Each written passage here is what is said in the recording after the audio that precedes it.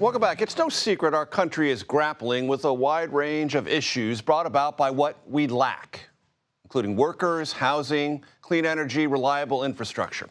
And our politics reflects frustration over what we lack.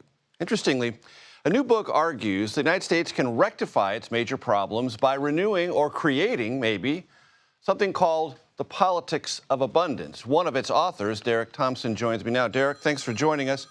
I want to start with the way the book opens, because politics is sometimes, not always, but sometimes about a vision, something that is not yet realized, but that can be realized if certain choices are made. And the book opens with a very, very seductive portrait of what life could be like if different choices are made. Outline what that different life looks like. Well, sure. You wake up in 2050, and we are surrounded by an abundance of not only energy, but clean energy, energy that produces an infinitude of joules, energy almost too cheap to meter, but it comes from solar and wind and enhanced geothermal and nuclear. And this abundance of energy allows us to unlock technologies that now we can only dream about, like mass desalination of water and cellular meat that doesn't require the killing of animals. We fly for vacations on supersonic jets that burn clean fuel. There are drones that deliver pills that are manufactured in low orbit in space that extend our lives and improve our health. And there's artificial intelligence that makes us smarter about the world without eliminating human work, rather allowing us to make it more efficient so we can all share in its abundance as well. And of course, all this is tied together with effective governance and an abundance of housing, which is something that not only we lack nationally, but we lack very much here in San Francisco, the city that I'm in. So you're right. This is a semi-utopian vision of the world that we can have in 2050. And what we try to do in this book is kick people off with this vignette of the world that we truly think we can have, and then smash cutting to the world that we do have, which is a world where we are getting in our own way in terms of not building housing, not building energy, not building transit, not building infrastructure, and not having effective governance throughout the country. And Derek, in this world that you just described, what jobs do people perform? What wages do they earn? And how long is their work week?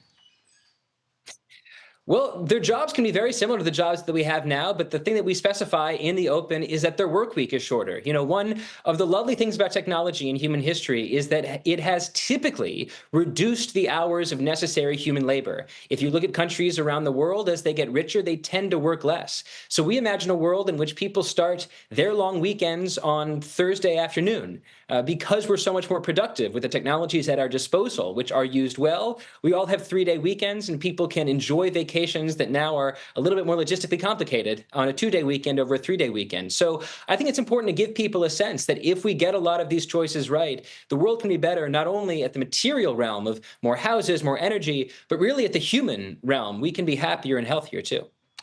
Derek, you're old enough, and so am I.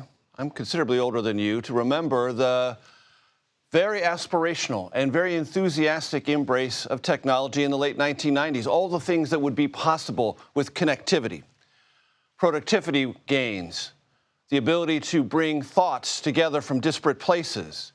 Lots of those things happened, but very few people so optimistic then were aware of, or even hazarding speculation about negative consequences of technology, many of which have manifested themselves, and some might argue are right up against the value of those things we gained.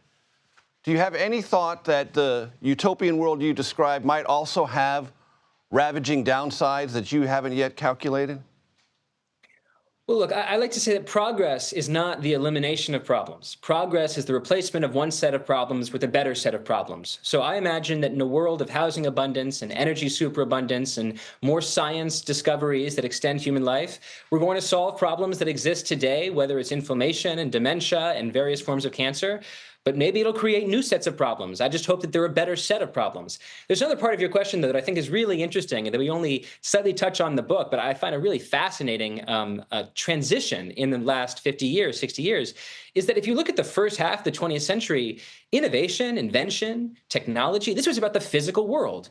We built houses and we built bridges and we built planes and cars. It's only in the last few decades that what we think of as technology has been funneled into the digital realm. I think digital tools are fantastic. I'm talking to you over a computer connection, and this is something we couldn't necessarily do 10 or certainly 20 years ago.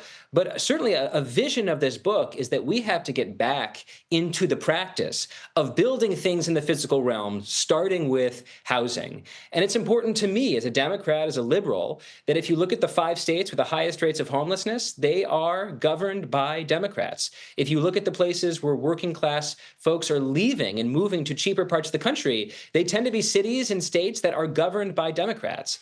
Unaffordability is a massive political issue right now. It might have been the singular political issue that tipped the election to Donald Trump in 2024. And right now, I think a lot of liberals and progressives aren't doing their share to emphasize and prioritize affordability in their politics. And so there's a part of the book that is absolutely about the technology we could pull forward into the present if we're smart enough about an invention agenda.